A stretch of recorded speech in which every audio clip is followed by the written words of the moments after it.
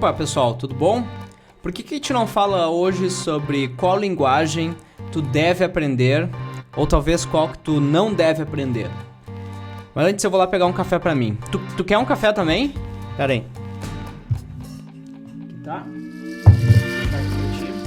Mas enfim, qual linguagem tu deve aprender? Por exemplo, vamos supor que tu já sabe um pouco de JavaScript e agora tu esteja pensando, quem sabe talvez eu adicione uma nova linguagem na minha stack de skills. Ou talvez, melhor outro exemplo, porque provavelmente se tu sabe JavaScript, tu não deve estar procurando uma outra linguagem de programação, porque tu pode resolver tudo com JavaScript, né? Mas vamos pensar num exemplo melhor.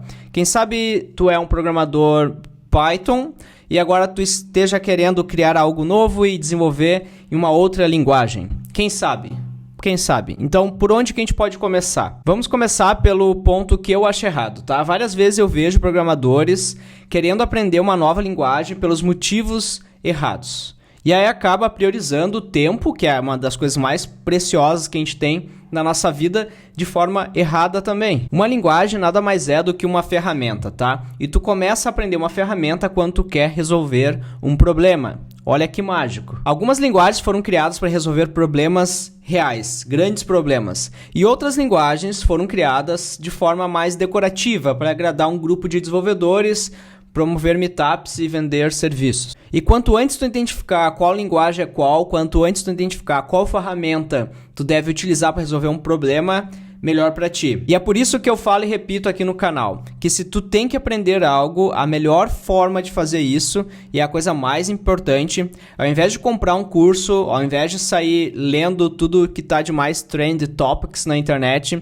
é pensar primeiro num problema que tu quer resolver e uma solução que tu quer criar. E depois que tu tiver um problema para resolver, uma solução para criar, aí sim tu se aprofunda para saber quais ferramentas tu utiliza para resolver aquele teu problema. Isso vai te ajudar muito a evitar a procrastinação e também vai te dar um sentimento de progresso, vai ser muito mais importante para o teu desenvolvimento.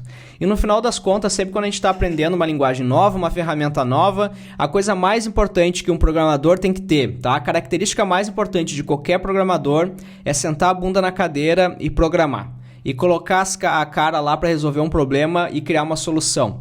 E tu só vai conseguir fazer isso se tu tiver uma motivação, se tu tiver um problema para ser resolvido. E tu quer saber uma coisa mais importante ainda?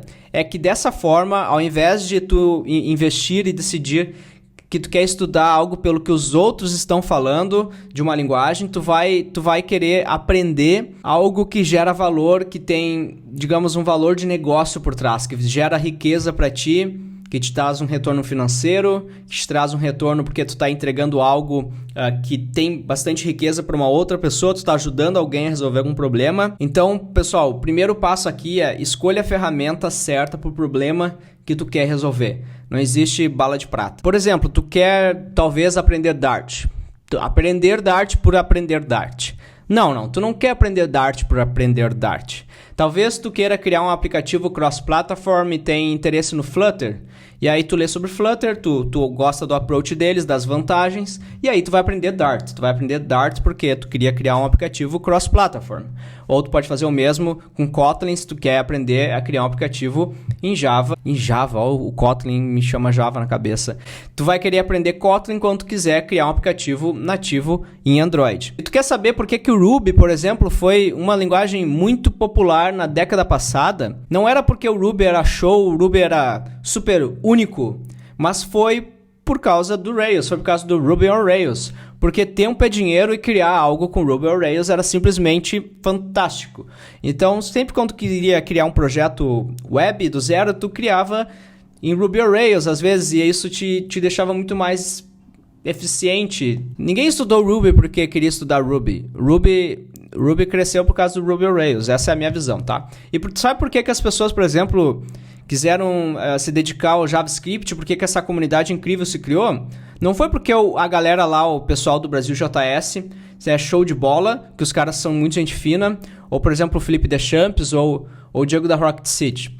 Não foi porque essa galera era simpática e gerava conteúdo, mas porque JavaScript era a única linguagem que rodava em um web browser. Então, pessoal, eu estava editando o vídeo aqui e eu percebi o seguinte, talvez tenha alguém aqui entre nós, tá, que está assim, interpretando errado o que eu estou falando. Eu tenho muita admiração pelo pessoal do Brasil JS, eu acompanho eles desde a primeira edição, o pessoal destrói lá, o pessoal super gente fina. O Felipe Deschamps também, esse canal não existiria se não fosse pelo apoio dele, pela motivação que ele sempre me deu no início. Quando eu mandei mensagem para ele, ele respondeu. Eu era bem pequeno lá, começando com 500 inscritos, 200 inscritos. Isso motivou muito a continuar o canal, e também o pessoal da Rocket City, que faz um trabalho incrível, tá? Então, não tô falando mal aqui dessa galera que é muito gente fina, eu só tô falando contigo mesmo, é um papo aqui eu e tu, sobre quando que tu deve decidir aprender uma nova linguagem de programação, certo? Vou tentar acabar o vídeo agora aqui para vocês poderem assistir.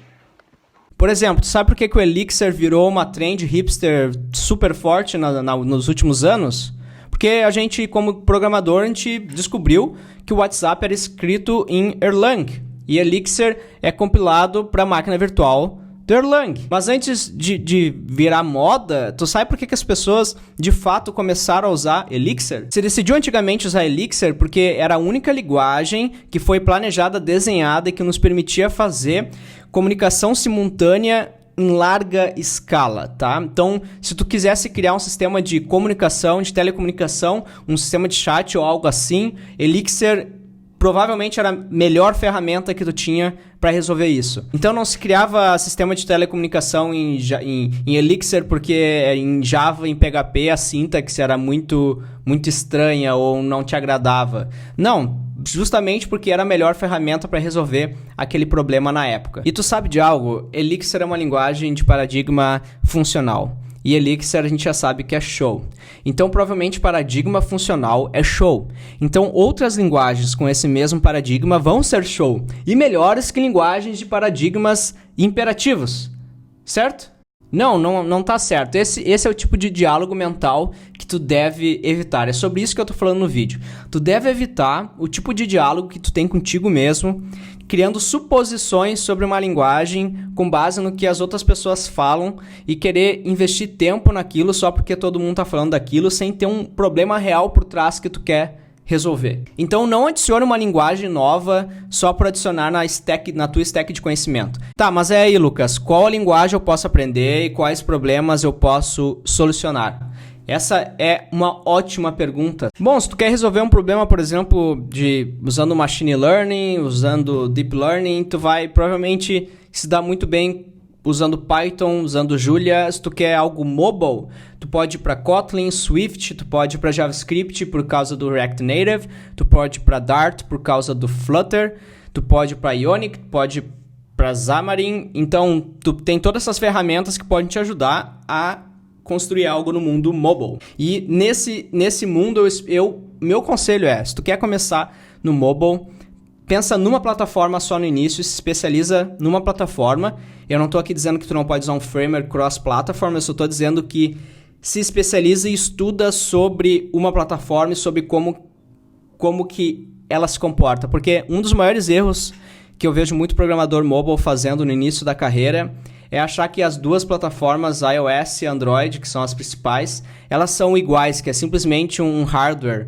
E não é simplesmente um hardware, não é compilar o teu app para as duas plataformas e os apps eles vão ter os mesmos recursos e devem se comportar da mesma forma. Não é isso. Então, o que eu acho assim, tu pode optar por Xamarin, tu pode optar por Flutter, por React Native, cross-platform, mas quando eu digo especializar em uma plataforma, tenta pelo menos estudar um pouco além do básico em uma plataforma para te conhecer um pouco mais de todos os recursos que tu pode usar e que muitas vezes o framework não suporta, tá? E são vários os casos.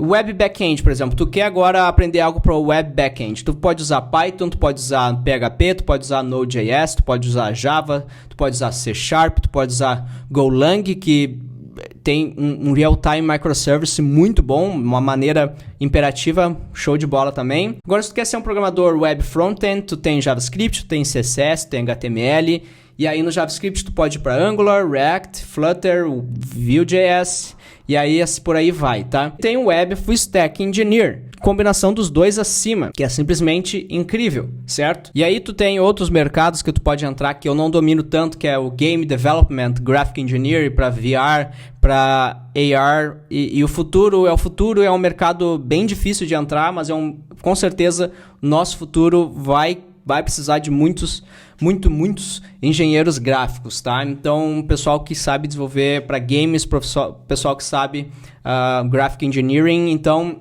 com certeza no futuro a gente vai precisar muito disso. Eu não entendo nada disso, então eu nem sei te listar aqui o que tu pode usar. Agora, pessoal, eu espero que vocês tenham gostado desse vídeo, eu espero que tenha ajudado vocês a entender o porquê que a gente optou estudar e desenvolver tal linguagem no passado e que de fato existia problemas por trás, grandes problemas por trás. Não era simplesmente porque alguém estava falando dela, entendeu?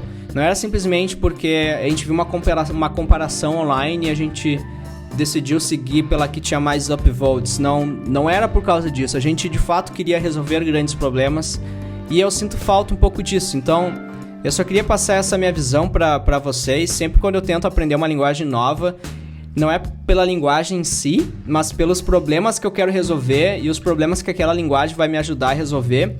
Isso me ajuda muito a não criar suposições em cima de uma ferramenta por causa de um conhecimento passado meu. Me ajuda a me manter antenado, me ajuda a me manter atualizado e acompanhar tudo que o mercado faz de uma forma onde eu possa priorizar o meu tempo. Então, se tu está começando agora no desenvolvimento, tu já sabe uma linguagem, coloca algo de pé com essa linguagem e aí quando tu decidir estudar uma nova linguagem, aprender uma nova linguagem, lembre-se que primeiro tu tem que tentar achar o porquê que tu quer aprender uma nova linguagem e depois tu começa a aprender uma linguagem nova. Se tu tem interesse em saber o que eu vejo, o que eu escuto, o que eu falo durante a semana, não se esquece de se cadastrar na nossa newsletter, que todo final de semana eu mando um resumo de tudo que eu li, de tudo que eu escutei, de tudo que eu vi durante a semana. E aí pode te ajudar a dar alguns insights para ti, ou pode te deixar um pouco mais confuso.